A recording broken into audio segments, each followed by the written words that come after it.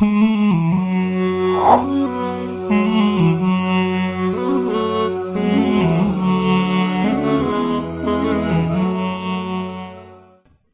ونصلی علی رسولہ الکریم قال النبی صلی اللہ علیہ وسلم الغیبۃ اشد من الزنا۔ نبی مکرم صلی اللہ علیہ وسلم نے ارشاد فرمایا کہ غیبت زنا سے بھی زیادہ سخت گناہ ہے۔ تو جب یہ بات نبی مکرم صلی اللہ علیہ وسلم نے صحابہ کرام کی مجلس میں ارشاد فرمائی تو صحابہ کرام نے پوچھا، یا رسول اللہ، غیبت زنا سے بھی زیادہ سخت کیسے ہے؟ تو نبی مکرم صلی اللہ علیہ وسلم نے ارشاد فرمایا کہ جب آدمی زنا کرتا ہے اور پھر توبہ کر لیتا ہے تو اللہ تعالیٰ اس کی توبہ کو قبول کر لیتے ہیں اور اس کی معافی ہو جاتی ہے۔ لیکن جب آدمی کسی شخص کی غیبت کرتا ہے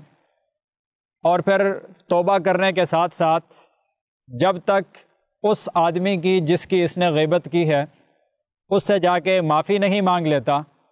اس وقت تک غیبت کا گناہ معاف نہیں ہوتا۔ تو اس وجہ سے کہ اس غیبت کے اندر معافی کے ساتھ ساتھ اللہ سے توبہ مانگنے کے ساتھ ساتھ اس بندے سے جس کی غیبت کی ہے اس سے بھی معافی مانگنا ضروری ہے، تب جا کے غیبت کا گناہ معاف ہوگا۔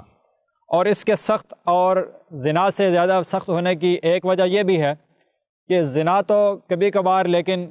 غیبت کا گناہ ایسا ہے کہ یہ بڑا بھی ہے اور بہت زیادہ عام ہے کہ اکثر لوگوں کو اس میں مبتلا دیکھا جاتا ہے کہ کیا مرد اور کیا عورتیں غیبت پہ غیبت، جہاں دو چار مرد بیٹھ گئے، جہاں عورتیں بیٹھ گئیں، وہاں کسی نہ کسی شخص کی غیبت کرنا شروع کر دیتی ہیں، فلاں ایسا ہے، فلاں ایسا ہے، فلاں ایسا ہے۔ ہم دوسروں کے بارے میں تبصرے اور دوسروں کے بارے میں غیبتیں کرنا شروع کر دیتے ہیں۔ تو غیبت کا گناہ بڑا بھی ہے اور عام بھی ہے کہ اس کو بہت زیادہ کیا جا رہا ہے، بہت زیادہ لوگ اس میں مبتلا ہیں۔ اور جب کوئی گناہ بڑا ہو اور پھر بہت زیادہ کیا جائے، کثرت سے کیا جائے، تو اس کی وجہ سے اس کی قباحت اور اس کی برائی بہت زیادہ بڑھ جاتی ہے۔ اور دوسری بات یہ ہے کہ زنا کو تو ہم گناہ سمجھتے ہیں لیکن غیبت کو ہم گناہ ہی نہیں سمجھتے اور بڑے مزے لے کر دوسروں کی غیبتیں کرتے ہیں، دوسروں کے خلاف باتیں کرتے ہیں اور اپنی مجلسوں کو گرم کرتے ہیں کہ فلاں ایسا ہے، فلاں ایسا ہے، فلاں ایسا ہے۔ لیکن ہمیں یہ سوچ لینا چاہیے کہ غیبت ایک ایسا گناہ ہے کہ جس کی وجہ سے ہمارے اعمال ضائع ہو جاتے ہیں، جس کی وجہ سے ہم جو نیک اعمال کرتے ہیں، ہم کسی کی غیبت کر لیتے ہیں، کسی کی غیبت کرنے کی وجہ سے وہ ہمارے سارے نیک اعمال ضائع ہو جاتے ہیں۔ اس لیے ہمیں یہ چاہیے کہ ہم اپنے نیک اعمال کریں اور دوسروں کے خلاف باتیں کرنا اور دوسروں کے خلاف پروپیگنڈا کرنا اور دوسروں کے خلاف لوگوں کی مجلسیں گرم کرنا کہ فلاں ایسا ہے، فلاں ایسا ہے، اس سے مجھے اور آپ کو کیا ملے گا؟ مجھے اور آپ کو کچھ بھی ملنے والا نہیں۔